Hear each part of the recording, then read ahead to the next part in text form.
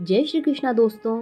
मीराबाई, जिन्हें बाल्यावस्था में ही गिरिधर गोपाल से प्रीति हो गई, खेल खेल में गिरिधर को ही अपना पति मान बैठी और गंधर्व विवाह हो गया। मीराबाई ने श्री रविदास जी को अपना गुरु बनाया, जिन्हें संत रैदास जी के नाम से भी जाना जाता है। उनसे ही दीक्षा ग्रहण की। मीराबाई को आध्यात्मिक ज्ञान श्री गुरुदेव भगवान से ही प्राप्त हुआ।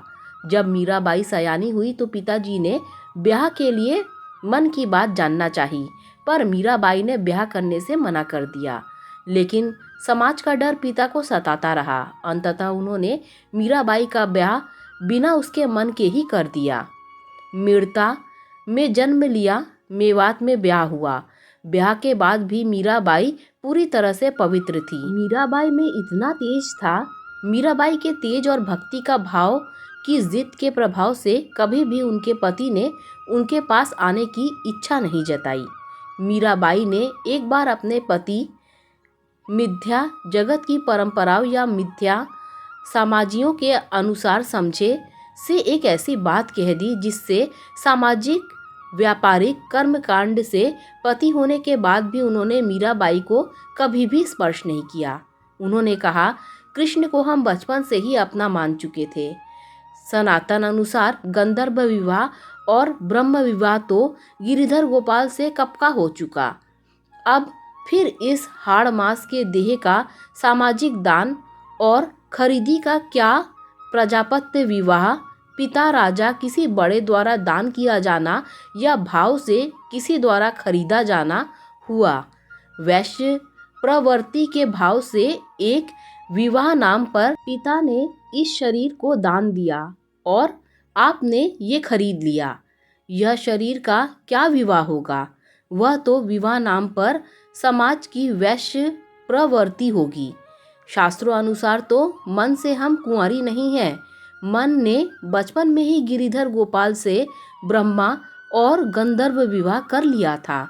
उस विवाह बाद तो ये प्रजापत्य विवाह भाव से एक सामाजिक दबाव, धोखे और लेन देन की वैश्य प्रवृत्ति ही है। श्री कृष्ण प्रति मन से हम कुंवारी नहीं थी तो कुंवारी होने का कह कर दिया हुआ वचन सत्य में विवाह का वचन देना न रहा। एक भी वचन असत्य सिद्ध हुआ तो विवाह कैसा? मेरे तो गिरिधर गोपाल दूसरों ना कोए, जाके सिर मोर मुकुट मेरो पति सोए। छाड़ी दई कुल की कानी, कहाँ करी है कोए। मन प्राण के बिना इस हाड़ मास मज्जा के बेजान समझे इस अछूत देह का क्या विवाह होगा।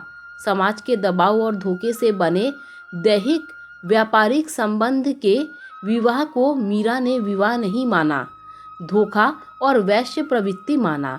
सबके भगवान गिरिधर गोपाल के प्रति दिए प्रेम भाव के अधिकार को अब विवाह बाद किसी दूसरे को देना भगवान के प्रति अपराध होगा। जो बात वैश्य प्रवृत्ति प्रिय समाज अनुसार माने पति भोजराज के हृदय में गहराई से जाकर बैठ गई। भोजराज मीरा पास आते उससे पहले विवाह के कुछ समय बीतने के बाद ही मुगलों की सेना से युद्ध करते समय ही भोजराज की मृत्यु हो गई। ससुर भी नहीं रहे। ससुराल वालों और देवरों ने मीराबाई को बहुत परेशान किया। ससुराल में जो अत्याचार उन पर हुआ जिसका बखान नहीं किया जा सकता। बहुत सताई गई मीरा। लेकिन श्री गिरिधर गोपाल जी के प्रति मीरा की प्रीति, मीरा का प्यार कमजोर नहीं हुआ। फिर श्री गिरिधर गोपाल जी की प्रेरणा से वृंदावन में आ गई। वृंदावन में मीराबाई बहुत समय तक रही। धीरे धीरे वृंदावन में मीराबाई की लोकप्रियता इतनी बढ़ गई, बहुत से लोग अब मीराबाई से मिलने आने लगे। कुछ अहंकार ईर्ष्या से परेशान भी करते थे। मीराबाई ने एक दिन श्री ठाकुर जी से प्रार्थना किया, हे नाथ, मुझे इस वृंदावन से कहीं दूर ले चलो, यहाँ रहकर मेरा भजन नहीं हो पा रहा है। तब श्री ठाकुर जी की प्रेरणा से मीराबाई द्वारिका पहुंची और वहाँ रहने लगी। मीराबाई दिन रात श्री गोपाल जी का भजन किया करती। अब तो स्थिति यह हो गई थी कि पहले मीराबाई कृष्ण से प्रेम करती थी, लेकिन अब कृष्ण को मीराबाई से प्रेम हो गया। लोकोक्ति में कहा गया है कि रुक्मिणी, सत्यभामा, जामवंती सब भेष बदल कर मीराबाई के पास कन्हैया का भजन सुनने आया करती। कभी कभी तो द्वारकाधीश भी भेष बदल कर वहां पहुंच जाते। शंकर जी कैलाश से पार्वती के साथ भेष बदलकर मीराबाई के पास भजन सुनने आया करते। मीराबाई के मेवाड़ छोड़ते ही वहां अकाल पड़ गया था, भूखमरी आ गई, लोग दाने दाने को मोहताज हो गए। तब वहां के बुद्धिजीवी संत जन एकत्रित हुए और विचार विमर्श किया, ऐसा कौन सा अपराध मेवाड़ से हुआ जो यहाँ ऐसी स्थिति उत्पन्न हुई। तब सभी ने माना मीराबाई के साथ जो हुआ वो बहुत ही गलत था। हम सभी से वैष्णव अपराध हुआ है, हमें तत्क्षण मीराबाई से अपने किए की क्षमा मांगनी चाहिए। और कुछ समय बाद ही मेवाड़ के कुछ ज्ञानी संत बुद्धिजीवी मीराबाई को वापस लाने के लिए द्वारका की तरफ कूच किए।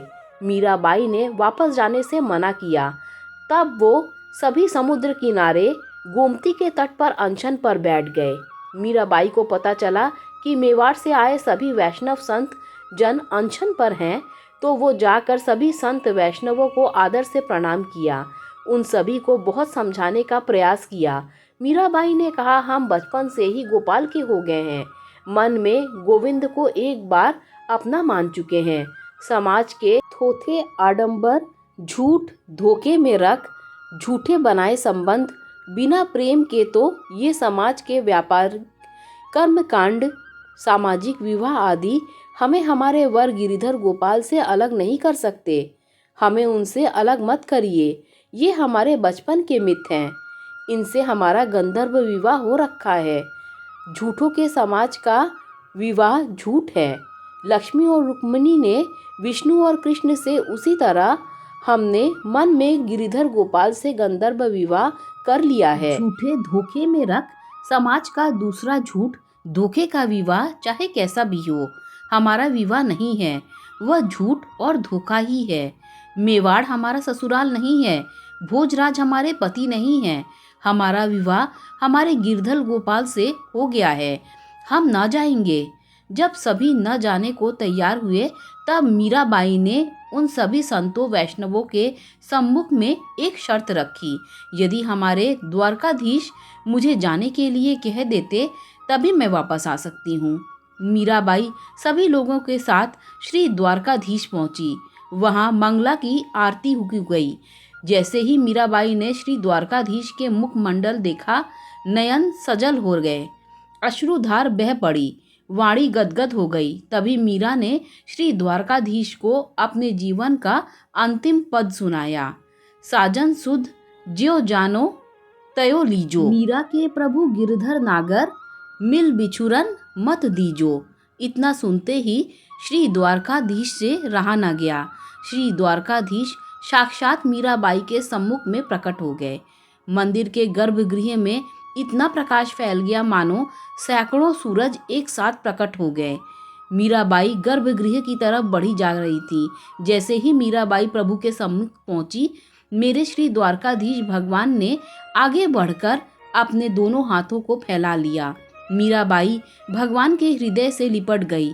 श्री द्वारकाधीश भगवान ने मीराबाई को सदैव अपने अंदर प्रकाश में समा लिया। बाहरी प्रकाश घटता गया। मीराबाई अन्य जीवों और पिछले जन्मों की तरह पुनरावृत्ति मार्ग पितृयान में जाने के बजाय अपुनरावृत्ति मार्ग देवयान के भगवत तत्व से योग को प्राप्त हो गई। जैसे जैसे बाहर का प्रकाश घटा, सब लोग मीराबाई को खोजने लगे। तब तक पुजारी जी की नज़र भगवान के श्री विग्रह पर पड़ी, तो पुजारी जी ने इतना देखा कि मीराबाई की चुनरी का अंतिम छोर श्री द्वारकाधीश जी के हृदय में प्रविष्ट होता जा रहा था। इस प्रकार इस कली काल में मीरा प्रेम भक्ति से भगवान को प्राप्त हो गई। दोस्तों, अगर आपको ये कथा अच्छी लगी हो तो लाइक शेयर सब्सक्राइब कीजिए। Thanks for watching this video. नमः श्री विष्णु, नमः श्री विष्णु, नमः श्री विष्णु।